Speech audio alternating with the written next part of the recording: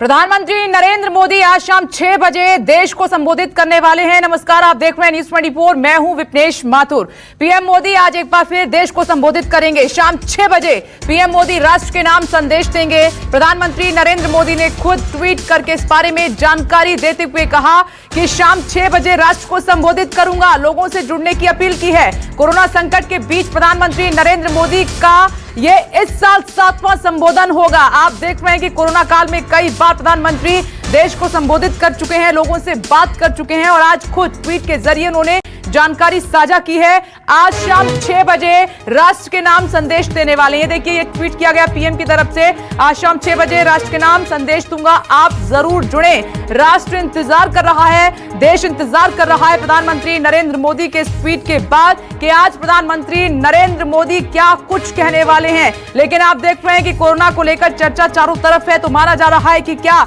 आज फिर से प्रधानमंत्री नरेंद्र मोदी क्या कोरोना को लेकर कोई बड़ी बात कहने वाले हैं, क्योंकि वैक्सीन को लेकर भी बात चल रही है और साथ ही सितंबर में पीक था कोरोना का, अब उसका ग्राफ जो है नीचे गिरा है। तो किस पर होगी बात, आइए सीधे रुख कर लेते हैं। मेरे सहयोगी अमित कुमार जुड़ गए हैं। अमित, कोरोना काल में कई बार राष्ट्र को संबोधित किया है प्रधानमंत्री नरेंद्र मोदी ने, एक बार फिर से वो संबोधित करने जा रहे हैं। सभी की नजर यही है कि आज क्या कहेंगे प्रधानमंत्री नरेंद्र मोदी।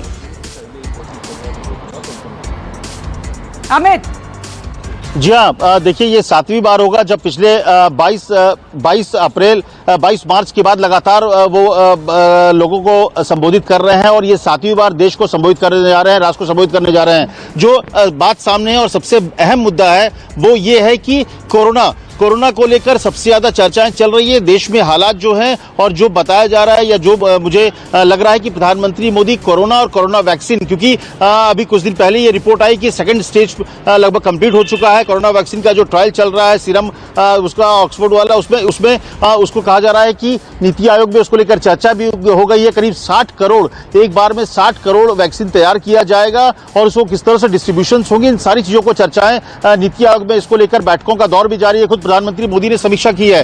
तो जो मुझे अनुमान है, जो मेरा आकलन है और जिस तरह से पिछले कुछ दिनों में प्रधानमंत्री ने कोरोना को लेकर जिस तरह से एक मुहिम भी चलाई थी, आपको याद हो 2 हफ्ते पहले प्रधानमंत्री ने बाकायदा एक मुहिम चलाई थी कि जब तक दवाई नहीं तब तक कोरोना में कोई ढिलाई नहीं। तो मुझे लगता है कि प्रधानमंत्री के सामने जो आज के सामने जो सबसे अहम सवाल है कोरोना, क्योंकि चुनावी माहौल अलग है लेकिन फेस्टिव माहौल में लोग किसी तरह की लापरवाही ना करें, क्योंकि धीरे धीरे लोगों में देखा जा रहा है कि वो तमाम चीजों को लेकर, कोरोना को लेकर लापरवाही जबरदस्त तरीके से लोग कर रहे हैं और उसका खामियाजा लोग को उठाना पड़ सकता है। तो मुझे लगता है कोरोना को लेकर और कोरोना वैक्सीन को लेकर प्रधानमंत्री बोल सकते हैं। हालांकि इसके अलावा भी कई ऐसे मसले हैं जिस पर संभावना जताई जा रही है कि प्रधानमंत्री बोल सकते हैं। वो एक पहला उसमें है तो किसान का मसला है, दूसरी तरफ देश की अर्थव्यवस्था है और तीसरी तरफ जो है कोरोना है। किसी भी मुद्दे पर प्रधानमंत्री नरेंद्र मोदी बोल सकते हैं, लेकिन अमित आपने देखा होगा कि सोच से परे होता है उनका संबोधन।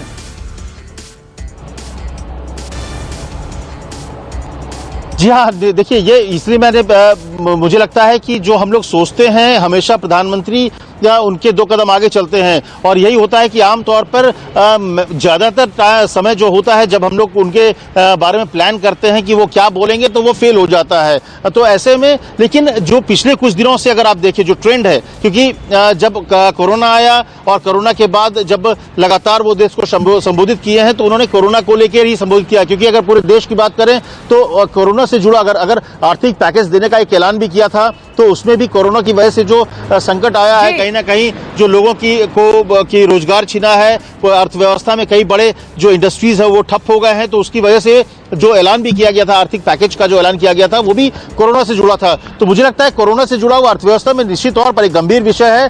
तो प्रधानमंत्री क्या बोलेंगे ये आकलन करना बहुत ही मुश्किल है, लेकिन जो मौजूदा परिस्थिति है। प्रधानमंत्री नरेंद्र मोदी के संबोधन पर बहुत बहुत शुक्रिया अमित कुमार जानकारी देने के लिए। और इस बीच एक और बड़ी खबर का रुख कर लेते हैं। कमलनाथ के बयान पर राहुल गांधी नाराज हो गए हैं। आपको बता दें कि कमलनाथ के बयान पर राहुल गांधी ने अपनी नाराजगी को व्यक्त किया है। राहुल गांधी ने कहा कि मुझे ऐसी भाषा बिल्कुल भी पसंद नहीं है, ये हिदायत है कमलनाथ को, मैं उनकी भाषा से सहमत नहीं हूं, राहुल गांधी ने साफ कहा। कमलनाथ ने आपको बता दें कि एमपी की मंत्री इमरती देवी को आइटम कहा था, जिस पर राहुल गांधी ने अपनी नाराजगी को व्यक्त किया है।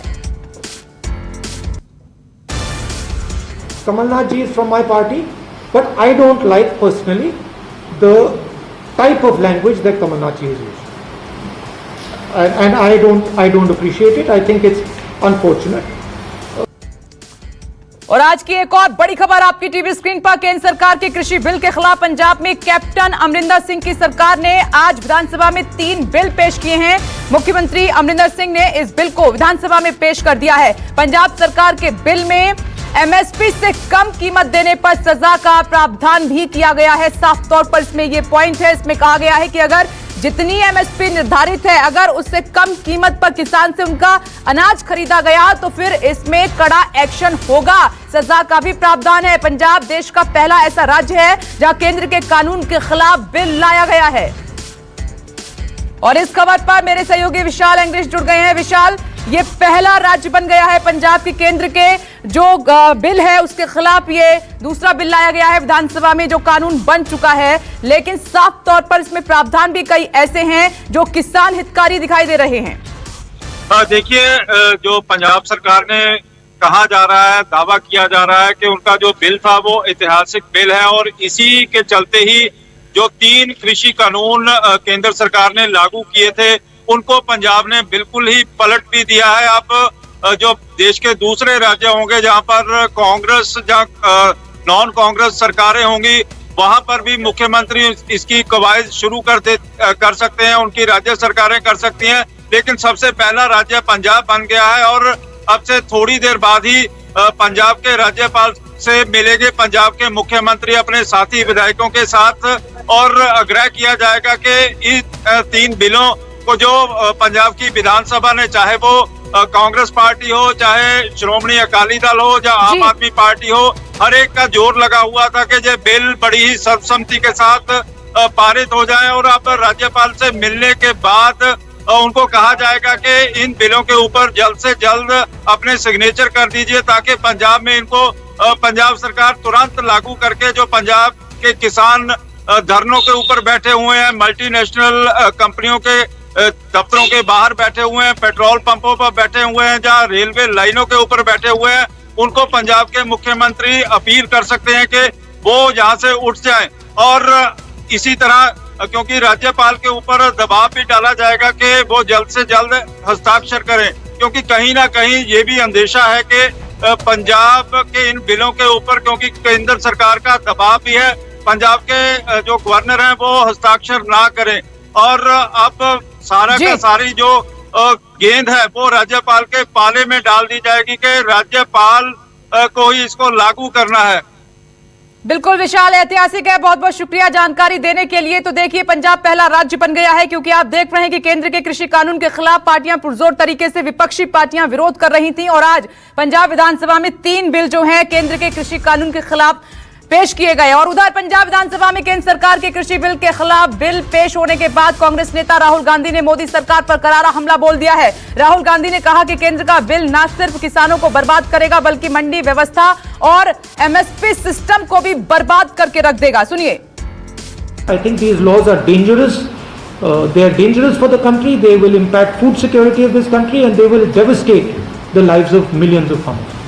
I'll tell you a little bit about the idea. Currently, there is a food security system in India that is structured around procurement, MSP, and the mandi system. And these laws are designed to destroy this architecture. They're designed to destroy the mandi system, destroy procurement, destroy MSP, and as a result, they will destroy food security, which will be a terrible blow. It will take us back 50 years. तो राहुल गांधी को आप सुन रहे थे। देश में मंडी व्यवस्था खत्म हो जाएगी, इस तरीके के बड़े जो है आरोप लगाते हुए केंद्र को निशाने पर राहुल गांधी लेते रहे हैं। और आज जबकि पंजाब विधानसभा में ये बिल जो है रखा गया, उस पर भी उन्होंने निशाना साधा है। आगे बढ़ते हैं। बिहार चुनाव प्रचार में आज से योगी की एंट्री हो गई है। अपने चुनाव प्रचार के पहले दिन कैमूर में योगी आदित्यनाथ ने विरोधियों पर जमकर हमला बोला है, निशाने पर लिया। योगी आदित्यनाथ ने कहा है कि विपक्षी दल जाति की बात करते हैं जबकि हम देश की बात करते हैं, विकास की बात करते हैं, कहना है योगी आदित्यनाथ का।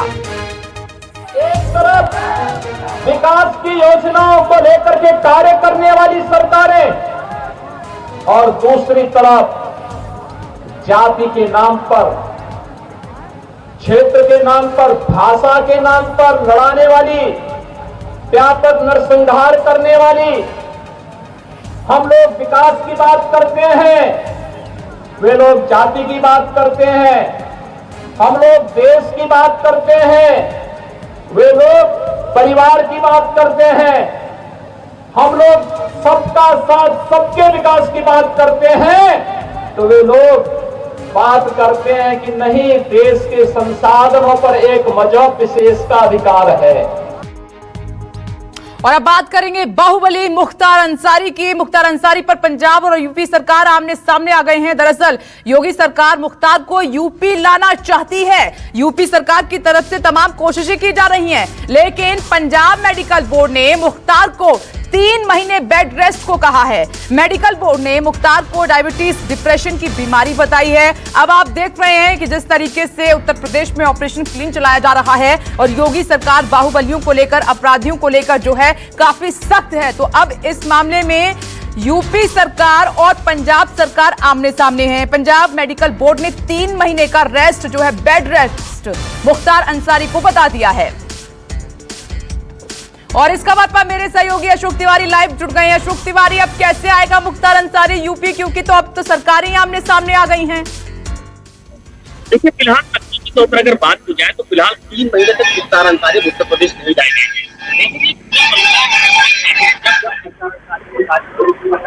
देने के लिए पंजाब मेडिकल आपत्ति जताई गई और ये कहा गया कि मुख्तार अंसारी स्वास्थ्य अशोक, आपकी आवाज अब तक ठीक से नहीं पहुंच पा रही है, मैं लौटूंगी आपके पास। तो इस वक्त की ये बड़ी खबर आप देख रहे हैं कि मुख्तार अंसारी को यूपी सरकार वापस लाना चाहती है, लेकिन पंजाब के मेडिकल बोर्ड ने यह कहा है कि मुख्तार अंसारी की तबीयत ठीक नहीं है। 3 महीने का जो है बेड रेस्ट बताया है। मुख्तार की मेडिकल रिपोर्ट में क्या कहा गया है, वो मुख्य बातें आपकी टीवी स्क्रीन पर हैं। मेडिकल बोर्ड ने आराम की नसीहत दी है। मुख्तार अंसारी को डिप्रेशन में है, 3 महीने तक बेड रेस्ट की सलाह दी है।